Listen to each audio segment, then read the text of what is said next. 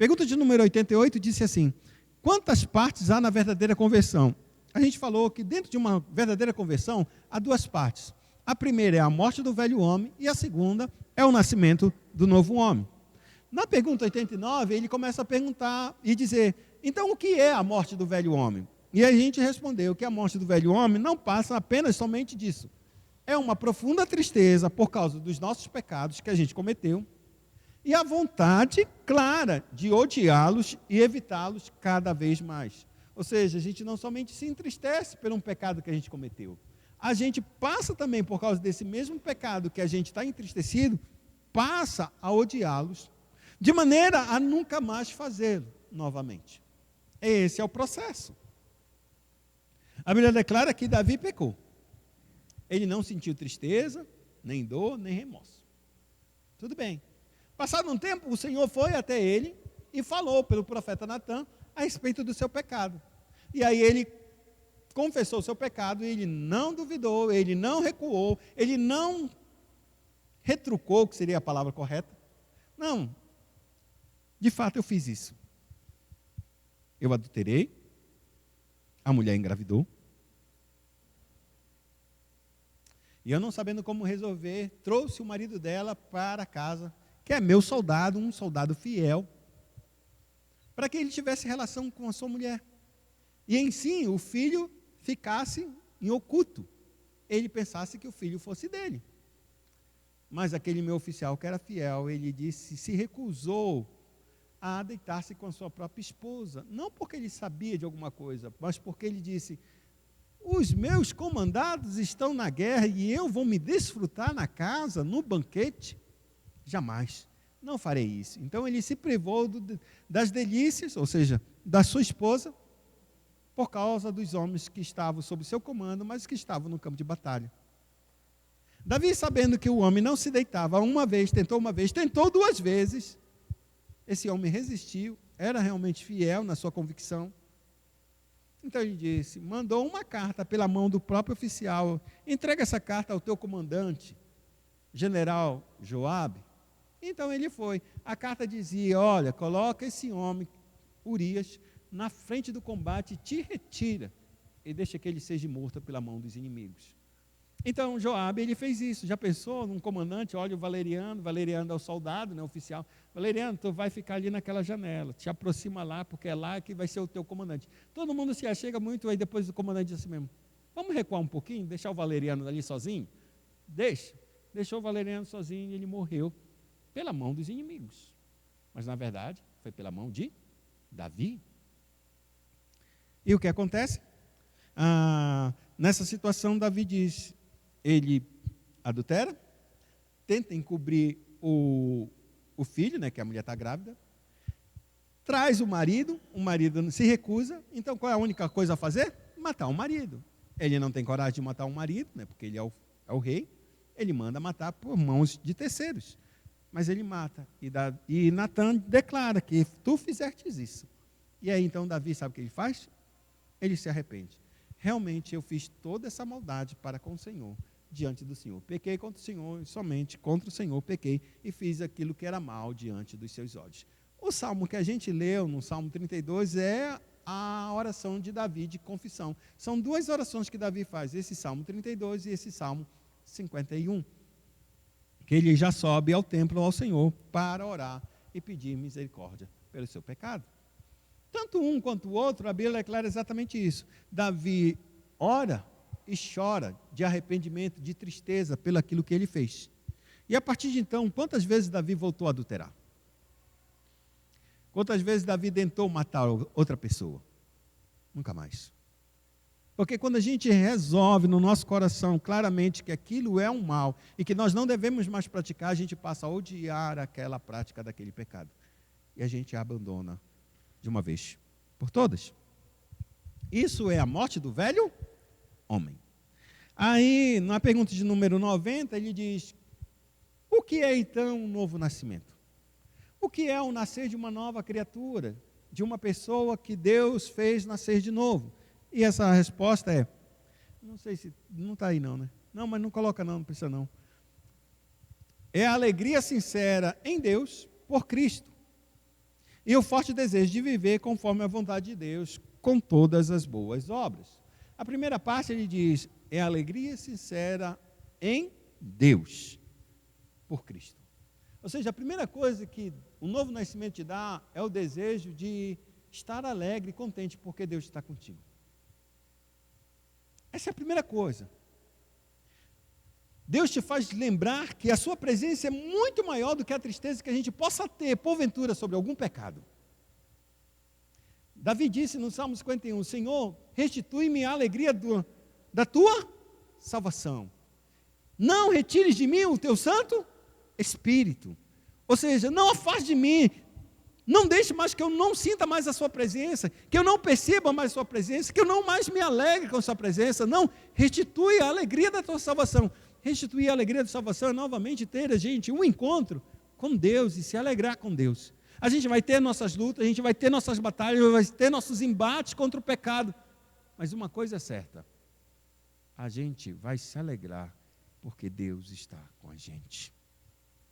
Essa é a nossa alegria. O caminho de Cristo não é somente um caminho em que a gente chora pelos pecados ou tenta lutar contra eles.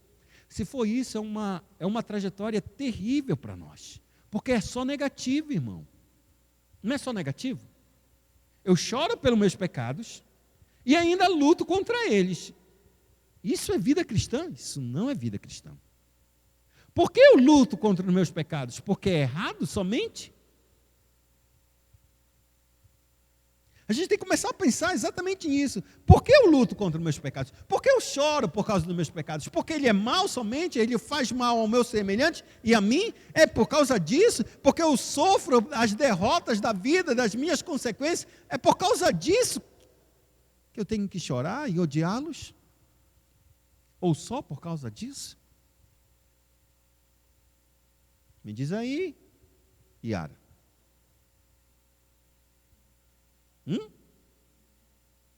Por que então? Porque é a lei de Deus? Só porque Deus disse que é a lei dele? Só por isso? Mas ainda assim, o que te faz caminhar nesse sentido? Só porque é a lei dele? Parece pouco, não é?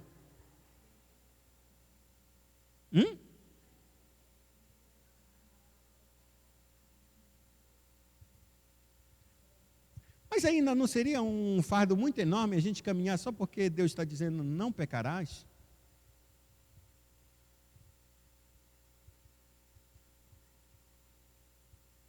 Já olhou os 10 mandamentos?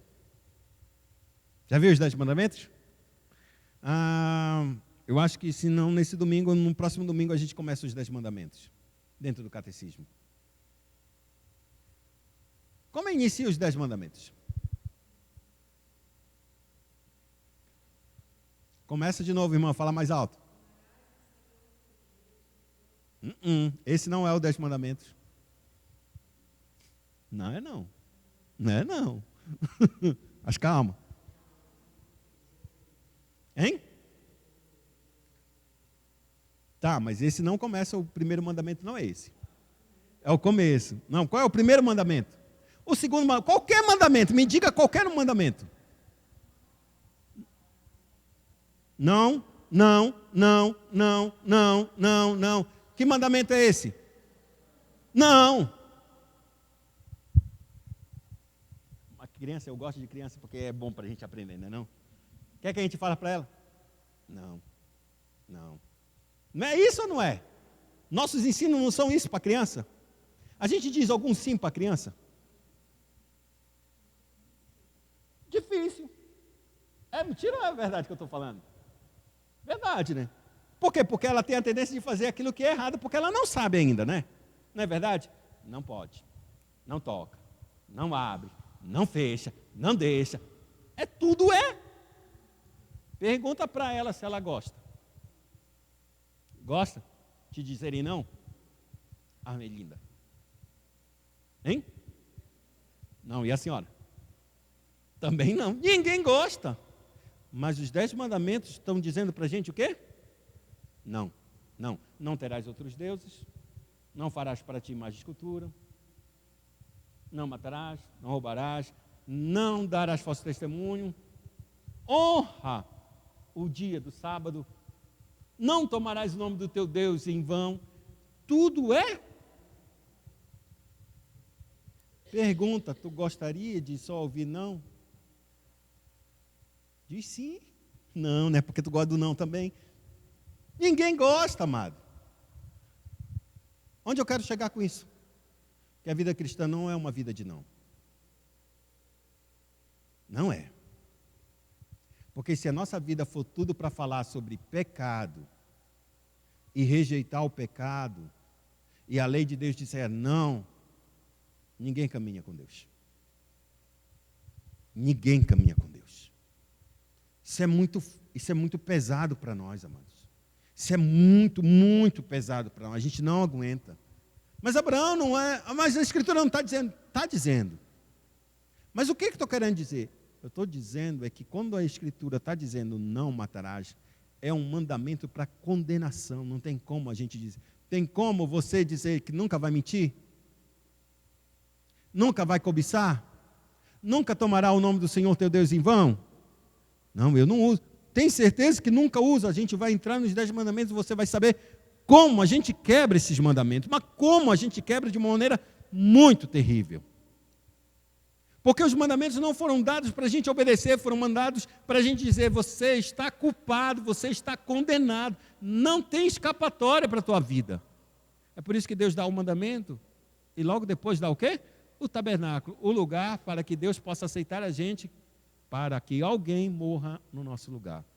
Ele dá as ofertas de sacrifício. O que Deus está fazendo? Quando Cristo ele vem ao mundo, ele usa essas palavras. Não matarás. Sabe os mandamentos? Não matarás, não roubarás. Por quê? Porque o cara estava procurando ser salvo pelos mandamentos. E ser salvo pelos mandamentos, ninguém vai ser salvo. Mas aí, quando ele vem, eis que vos dou um novo mandamento. Ouve, ó Israel, o Senhor teu Deus é o teu único Senhor. Amarás o Senhor teu Deus de todo o teu coração, de toda a tua alma, com todo o entendimento e com todas as forças, e amarás o teu próximo como a ti mesmo. Pergunta, cadê o não? Sumiu. Mais importante do que a gente dizer o que não é, mais importante a gente dizer o que é. É assim. Porque nos ensinar o sim não dói na nossa alma. Mostra o valor que a gente tem. Porque se eu disser para Yara, Yara, vem aqui, vou te ensinar a fazer isso assim, assim. Implicitamente eu estou dizendo o que para Yara? Yara, tu tem capacidade de fazer isso, isso, isso. Porque eu nunca te chamaria e tentaria te ensinar uma coisa se você não tiver essa capacidade. É porque você tem essa capacidade que eu estou te ensinando. É isso que Deus está te trazendo. Por causa que nós estamos em Deus, amado, Ele nos dá a capacidade. Você pode amar a Deus com toda a tua força, com todo o entendimento, com tudo que tu tens. E amar o teu próximo como a ti mesmo. É por isso que o fardo que Cristo nos dá é leve. Porque a nossa luta não é somente lutar contra o pecado, ou ouvir os nãos, mas principalmente em tê-lo como companhia. Se me amardes, guardareis os meus mandamentos. Se me amardes, ou seja, se você me amar, você vai guardará meus mandamentos. Ou seja, você ama o Senhor e no futuro você guarda o mandamento dele.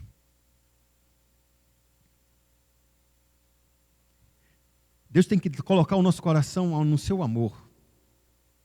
E quando a gente ama o Senhor e a gente não peca por causa do Senhor, por causa da presença do Senhor, por causa que a gente não quer entristecer o Senhor. Não é porque o Senhor disse não mata. É diferente eu lutar com os mandamentos e eu lutar por causa de uma pessoa que está do meu lado. Eu faço isso por causa dele. É porque eu prefiro me entristecer do que entristecer ele. Isso é processo de comunhão, isso é processo de vida com Deus. Mas se eu peco e quero pecar, É porque eu não me importo com ele aqui. Se ele está triste ou se está alegre, ele é Deus, amado. Ele não vai ser ferido. Ele não. Eu sou pecador, está tudo bem. É porque você não sabe a quem você ama. Você ama a si mesmo. E porque você ama a si mesmo, você não se fere. Você não se ofende. Mas quando você ama o seu filho, seu marido, seja quem for, você vai fazer de tudo para não ferir essa pessoa. Não é assim? A verdade é que nem sempre a gente consegue. Mas essa é a nossa intenção. Poxa, eu não fiz isso para te ferir. Eu tentei fazer uma coisa para te agradar, mas não sabia que tu não te agradava com essas coisas. Se eu soubesse, eu não teria feito. Está dando para entender? Tá ou não? É por isso que o reino de Deus, a vida com Deus, a nossa vida se baseia exatamente nesse relacionamento. A vida com Deus é que te conheço como único e suficiente, Senhor e Salvador. Não, como único Deus e a Cristo Jesus a quem tu enviaste. Essa é a vida. A vida de Deus é uma vida de comunhão, é uma vida de relacionamento com Ele. Para que nesse amor a gente possa rejeitar o pecado. Porque rejeitar o pecado só por causa do pecado, a gente não consegue. A gente luta como um filho, como um jovem rico. Luta para fazer tudo certinho. No final das contas, a gente não passa de ser um próprio ídolo de nós mesmos. E é isso que Deus quer, que a gente tenha comunhão, porque essa comunhão foi partida lá no Éden. Lá no Éden. O homem não entendeu o amor de Deus lá. E aqui, ele tem que voltar a entender. E aí ele rompe com esses 10 mandamentos, não que eles foram anulados, mas eles saíram da prerrogativa de negativa para uma prerrogativa de afirmação. Amarás o Senhor. Amarás o teu próximo. É isso que Deus está dizendo. Então, o novo nascimento, ele vai dizer exatamente isso. Essa é a alegria de estar com Deus. E por estarmos com Deus, a gente pode rejeitar todas as outras coisas. Por causa dele. E aí ele diz, o forte desejo de viver conforme a vontade de Deus em todas as boas obras. O forte desejo, nosso desejo, um desejo que Deus colocou no nosso coração, agora é para andar conforme a sua vontade e realizar todas as boas obras que Ele preparou antes da fundação do mundo. E nos deu para a gente fazer. Aí a gente entra numa segunda pergunta, que é a pergunta que a gente vai estudar nesta manhã. O que são boas obras? Valeriano, o que são boas obras?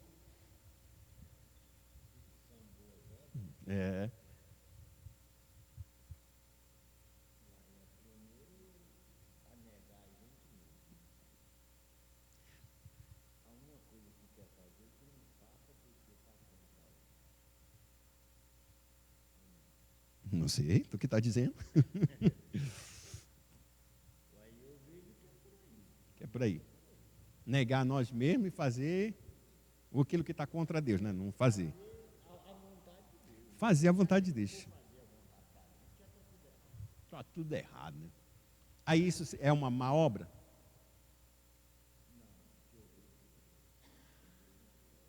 Uma boa obra. Mas se a gente fizer a nossa vontade, é uma má obra. Não, vamos caminhar nisso. Pratica. Diz aí, o que é uma boa obra? Servir para os outros? Sei, bora ver. Armelinda. O que é uma boa obra para ti? Servir ao próximo? Não entendi o resto. Consequência da nossa salvação. Como é o nome da senhora mesmo? Esqueci. Maria José. As Marias estão aqui, né? Me diga aí, irmã, Maria José. São tantas coisas. Me diga uma.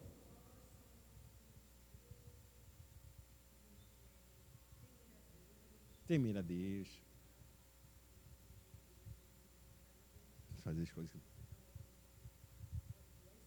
Boas obras. Luzia, me diga aí, o que são boas obras?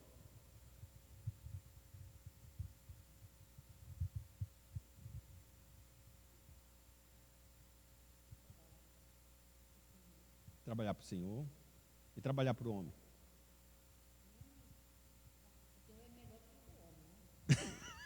Para o Senhor é melhor do que para o homem.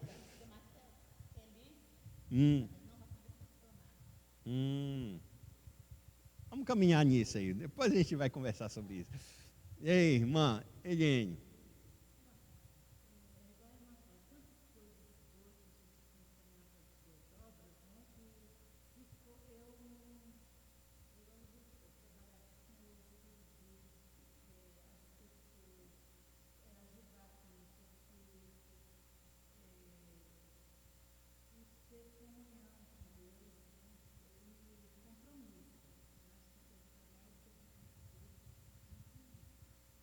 Tá bom. Bora, irmã Domingues. Me diga aí, hoje é domingo. Com a vontade de Deus.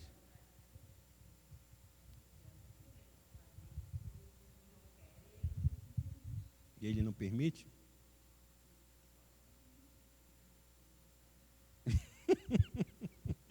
Tá bom, vamos ver. Vamos tentar. Eu sei que o que vocês estão falando, mas eu queria conceituar essas obras. Conceituar para quê? Para que a gente entenda que aquilo que a gente faça, tipo uma obra, preparar a ceia do Senhor, é uma obra. Ok? Mas essa obra é uma boa obra? Com que base a senhora me diz que é uma boa obra? A senhora balançou a cabeça, me diga, por que isso é uma boa obra?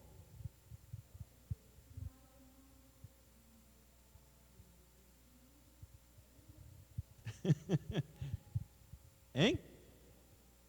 Porque é bíblico. Agora a gente vai entrar na primeira definição a respeito do que é uma boa obra. Existem muitas coisas que a gente faz, como um copo de água que a irmã trouxe para cá, assim, no caso, ela trouxe a jarra e os copos. É uma boa obra? A gente vai ter que definir sobre os conceitos que Deus dá sobre o que é uma boa obra. Porque qualquer um pode trazer água para qualquer outra pessoa. E aí eu vou pegar o fado, aí a palavra da Luzia. Trabalhar para o Senhor é uma boa obra. E aí eu fiz a pergunta, e trabalhar para o homem? Aí ela ficou. Não, é mais alegria trabalhar para o Senhor, porque para o homem nem sempre a gente o quê? É recompensado, é reconhecido, né? É mais ou menos assim, né? Aí a gente vai ter que entrar no conceito. Porque senão a gente está fazendo diferença entre o que é sagrado e o que é profano. Entre aquilo que é espiritual e aquilo que é material. E a gente não é dessa linha. A gente não é dessa linha. Uma obra é uma obra. Se ela é uma boa obra, quem vai definir se é uma boa obra ou não é o próprio Deus por meio de sua palavra. Então vamos lá para a primeira definição a respeito de o que é uma boa obra. Romanos capítulo 14, verso 23.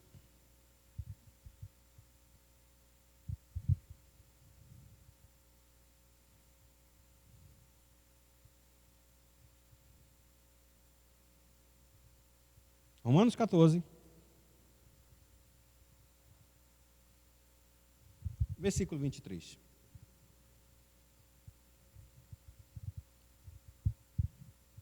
Quem achou pode ler.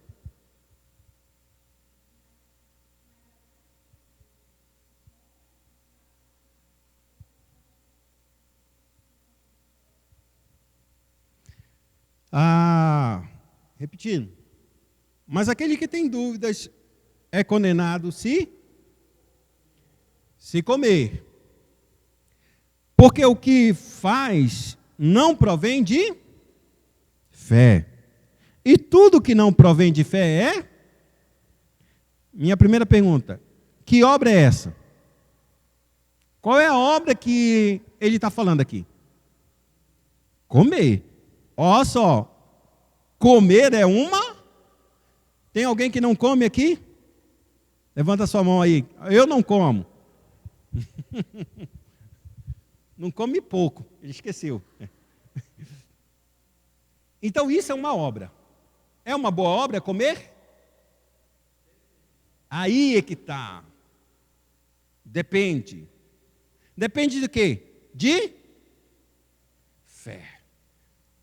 O que é fé aqui? Ou o que é fé em qualquer outro lugar nas Escrituras Sagradas, fé nada mais é do que um conceito a respeito da vontade de Deus. É a vontade de Deus, como que o homem tem que ser salvo? Hein? Não, como o homem tem que ser salvo? Não, como o homem tem que ser salvo. Pelas obras, a irmã já mudou, já mudou pelas obras. O que o homem precisa fazer para ser salvo? Tá, mas como o homem precisa fazer para ser salvo? Vamos, vocês sabem, eu sei que vocês sabem. Vocês estão trazendo fé, graça, mas o que é para ser salvo? Como é que é? Se esforçando não, irmão, que isso, irmão? Hein? Ouvir a palavra, mas o que é que a gente tem que ouvir na palavra para a gente ser salvo? Não, rapaz, vocês sabem, amados. Jesus, não é que tem que aceitar Jesus? Não é crer em Jesus, no sacrifício dele? Isso é a salvação. Da onde a gente tira isso? Da onde? Da Bíblia. Está vendo só que a fé é um conceito bíblico? É isso que eu estou querendo dizer. É pela graça? É pela fé? É. Mas que fé é essa? É um conceito que Deus falou, a sua vontade. Fé nada mais é do que um conceito, uma palavra. Ou seja, uma verdade, uma doutrina que Deus está expondo. Que se a gente acredita, fé, acreditar naquele conceito. Que conceito é esse? Peraí, já vou te dar. Que conceito é esse? Que Cristo morreu pelos nossos pecados e todo aquele que crê será salvo, não será mais condenado. Vocês sabem tudo isso. Até aí, a pergunta é, exatamente, o que é fé? Sempre quando vocês pensarem em fé, não pensem numa coisa sentimental, porque não é sentimental. Nunca foi sentimental. É um conceito racional, fé. Como racional? É racional. Você acredita em Papai Noel? Que isso, irmãos? Todo mundo acredita em Papai Noel. Todo mundo. Acredita não? Que isso, irmão? Como é que ele é o Papai Noel? Como é que ele é?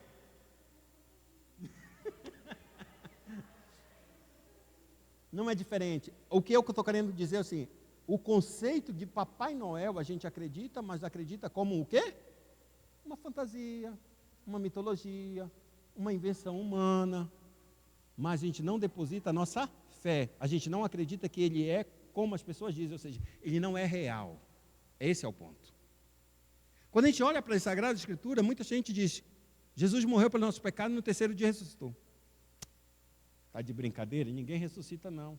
Ele olha, acredita como se fosse um Papai Noel, alguém que inventou essa história e a gente acreditou. Está dando para entender? Ele não acredita, ele acredita que a história foi criada, mas a história não é verdadeira. Nós, quando temos a fé, exatamente, olha para essa história e diz, eu creio nessa história. Essa é a fé. A fé minha é que eu acredito nessa história. Isso é fé. A gente acredita na fé, a gente acredita num conceito, num algo que nos falaram. E a gente, quem nos falou foi a palavra de Deus. Fala agora, Lecídios.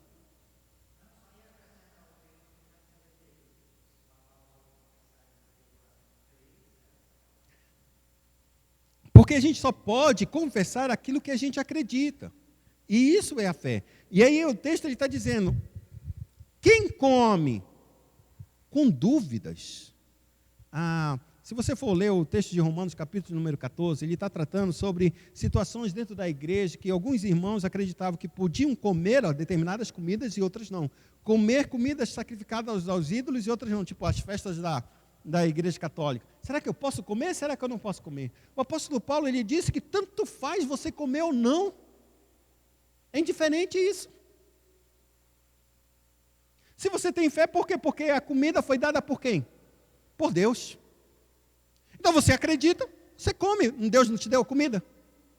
Ou você vai lá no mercado e diz, rapaz, esse ketchup aqui, o fabricante, ele é de Deus ou é do diabo?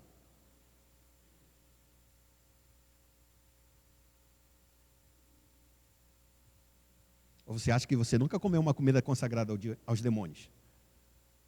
Nunca. Acho que comeu pra caramba. Se banteteou. Só porque está lá na quermesse está diferente. Presta só atenção. Vou chegar lá. Você não pergunta no mercado, rapaz, estou trazendo esse porco. É porque eu matei aos meus deuses e já estou vendendo aqui a carne dele. Porque era assim que se vendia. Isso que era diferente, não. Para vocês terem uma ideia como isso é sério. Os países árabes, muçulmanos, eles não podem abater um frango que não seja em direção à Meca. Qualquer animal tem que ser direcionado. Tipo assim, eu vou bater, vamos supor que em Meca esteja aqui. É um culto, um lugar de adoração dos muçulmanos. Aí eu pego um frango e corto ele aqui. Eu matei ele nessa direção, mas Meca é para cá. O muçulmano olha para ele e diz, eu não compro carne do teu frigorífico, porque tu mata sempre para cá. Todos os frangos que me matarem têm que ser para essa direção. Pergunta se um brasileiro se importa para qual direção o frango vai ser morto. A direção que tiver o nariz dele, ele mata. É assim ou não é? Mas o muçulmano nunca come uma carne assim. Porque esse carne que está sendo cortada, está sendo abatido, ele é em sacrifício a Deus, ao Alá deles. Sabe o que os frigoríficos do Sul fizeram? Mudaram toda a logística das suas câmeras de frigorífico, de todos abaixo, para fazer o quê? Matar todos os frangos nessa direção. Eles iam perder o dinheiro dos muçulmanos? Não vão perder nada, vou trocar todo o meu parque e matar todo mundo, porque brasileiro come de qualquer jeito. Se matar para a direita e para a esquerda, ele não quer nem saber. É a mesma coisa que um cristão, não quero saber de onde veio. Deus criou o animal, Deus deu graça para que esse animal permanecesse, porque ele faz nascer sol sobre justos e injustos, cresceu o milho de um ímpio quanto do não ímpio, e eu como, e dou graças a Deus, porque Deus me deu graça para comer. Ele encerra essa situação. Só que qual é o pensamento? Dentro da igreja havia gente, não acredito nessas coisas. Que é do diabo, eu não posso nem tocar. É comida, mas eu não vou comer. E dos outros? Aí os outros que eram fortes, que entendiam isso, esse eu como. Está dando para entender? O que aconteceu? A igreja começou a brigar a respeito disso. Pergunta. Aí Jesus ele falou assim, aí o apóstolo Paulo diz assim mesmo, quem come, não come para Deus? Come ou não come para Deus? Come ou não come para Deus? Eu estou comendo e dou graças. Quem não come também não come para Deus e dá graças. Eu agradeço a Deus, mas eu não como essas coisas. Não é assim que a gente fala? Tudo que ele faz, tanto comer como não comer, tudo era para Deus. Como é que eu posso entrar dentro da igreja e começar a brigar por causa disso, de quem come e quem não come? Não julgue seu irmão, é esse que é o processo. Não julgue seu irmão a respeito de comer ou não comer. Esse é o ponto. Porque Deus deu vida para nós. Morreu por nós. Para que aqueles que comam e aqueles que não comam sejam de Deus. Quer vivam ou quer que sejam mortos, pertence ao Senhor. Aí tinha que resolver esse problema. E aí ele diz assim mesmo, aqueles que eram fortes e pensavam assim mesmo que não deveria comer e julgava o seu irmão, fazia com que esse irmão se sentia pesado por estar comendo uma coisa, ou por não estar comendo essa coisa. Ou os outros julgavam aquele porque estava comendo, porque se achava muito forte e se escandalizava a igreja. De maneira que a igreja passou a ser dividida no meio deles. E essa fase de divisão torna o que é exatamente a igreja? Ele diz, olha o verso de número, antes desse, o anterior, verso 22. A fé que você tem, ou seja, o conceito que você tem da verdade de Deus, tenha para ti mesma, perante o próprio Deus. Bem-aventurado é aquele que não se condena naquilo que aprova, ou seja, eu posso comer, mas se por causa da minha comida meu irmão vai se escandalizar, o que é que eu faço? Não como. Não como na frente dele. Vamos supor que ninguém gostasse de beber aqui na igreja. E só eu, o pastor, gosto de beber. Não gosto. Não bebo. Mas eu vou dar esse exemplo. Todo mundo não gosta de beber, mas eu gosto de beber. Bebida é pecado? Sempre bato nessa tecla para que a igreja sempre pense. É pecado bebida? É pecado? Depende de quê? Do uso. Se beber é pecado, Jesus pecou, e a Bíblia diz que Jesus não pecou. Bebeu ou não, Jesus? bebeu vinho. E até multiplicou os vinhos, pão, de água para vinho. Multiplicou. Se fosse pecado, ele nem faria isso. Vou dar mais margem para o pessoal pecar. E presta atenção, quando ele multiplicou o vinho, já estava no final da festa. No final da festa, o pessoal já estava todo chapado. Não tinha nem diferença entre um vinho bom e um vinho velho. Ou seja, eu vou dar mais bebida para o povo ficar mais chapado? Mais embriagado? Não tem chance, porque isso não é mentalidade de Cristo. O vinho nunca foi pecado. Mas o abuso de todas as coisas que Deus nos dá, isso nos torna pecado. Comer não é pecado, mas eu encher a minha barriga, comer, é pecado. O que eu estou querendo dizer a partir desse ponto? Ele diz assim, você tem um conceito correto de Deus, beleza, fica contigo mesmo, fica com bem para ti. Quer dizer que eu não tenho que expor? Não, eu só não posso ferir a igreja por conceitos que não faz ela edificar. Esse é o ponto. Por amor, aí eu sei que não é pecado, mas a igreja toda entende que é pecado. Eu estou ensinando. A igreja não quer saber. Não quero saber. É pecado, é pecado, é pecado, é pecado, é pecado. Na minha família tem isso, na minha outra família tem aquilo.